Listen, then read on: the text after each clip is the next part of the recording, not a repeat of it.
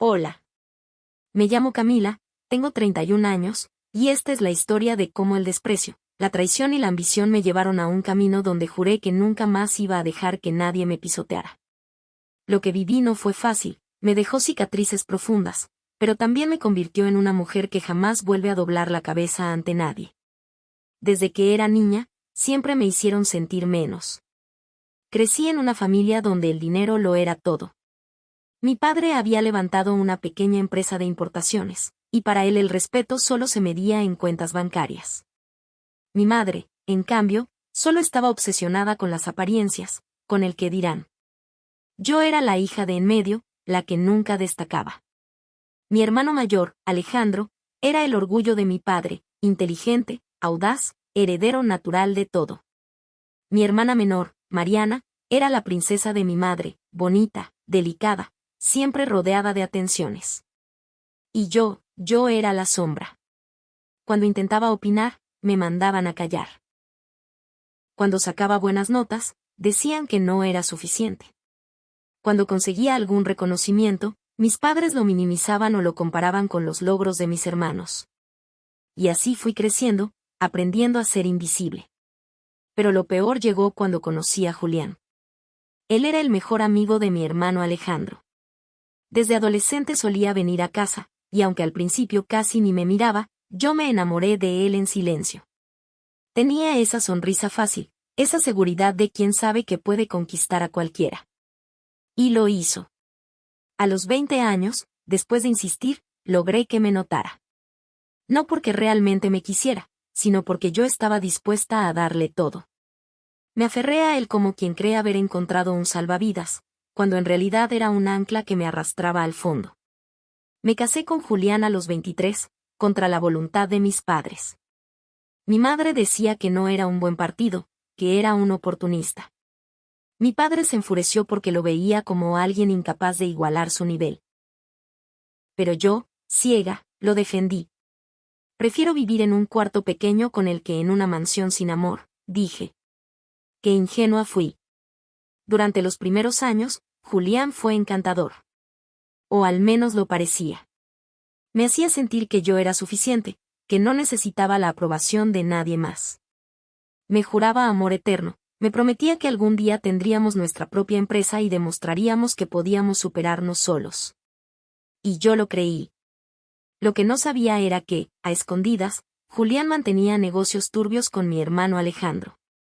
Al principio eran favores pequeños, pero luego se volvieron apuestas, préstamos y finalmente deudas enormes.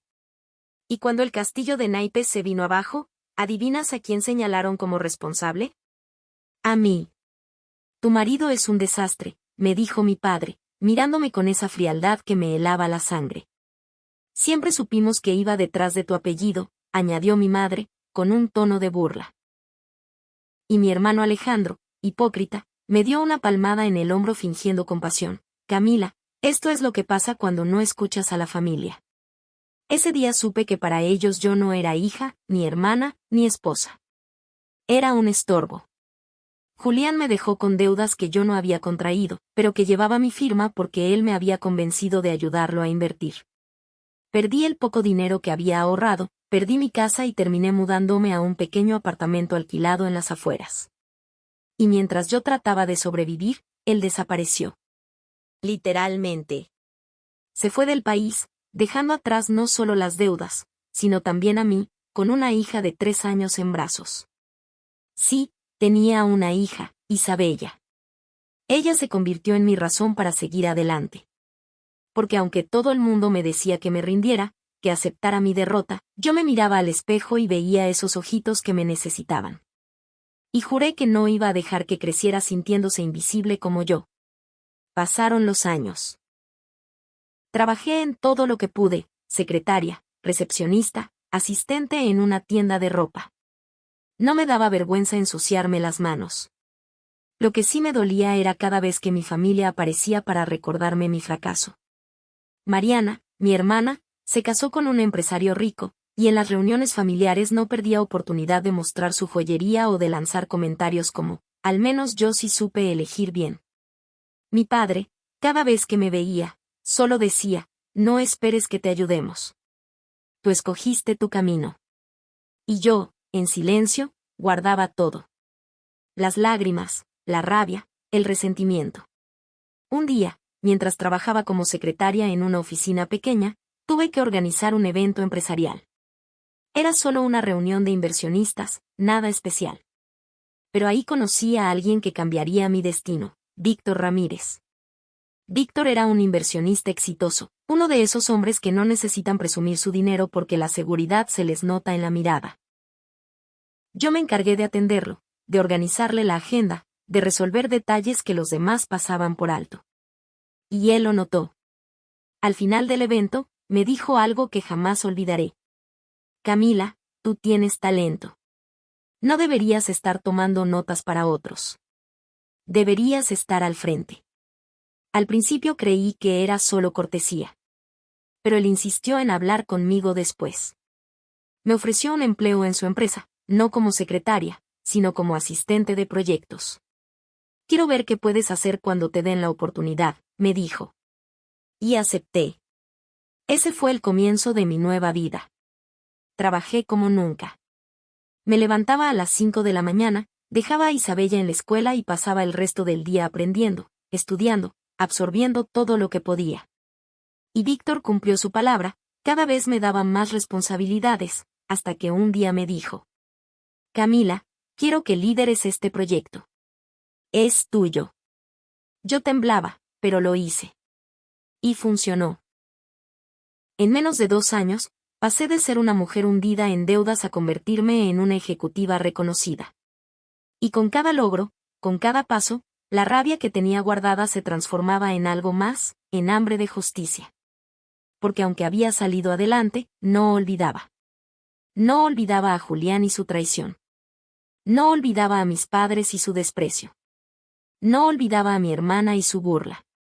Y no olvidaba a mi hermano Alejandro, que me había usado como chivo expiatorio para cubrir sus propios errores. El momento de la venganza llegó antes de lo que imaginaba. Víctor me puso al frente de una negociación importante: adquirir una empresa en bancarrota que tenía activos valiosos. ¿Y adivina de quién era esa empresa? Sí, de mi hermano Alejandro.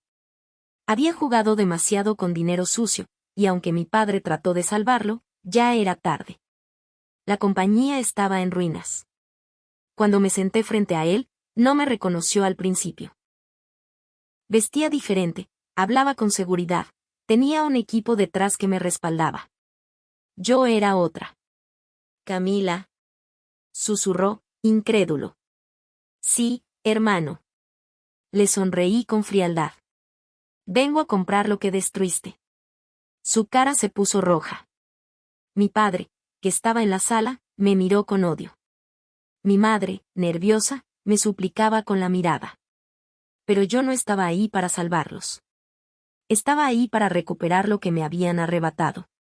Firmé los documentos y, en cuestión de horas, la empresa pasó a mis manos. Alejandro estaba arruinado. Y yo me sentía renacer.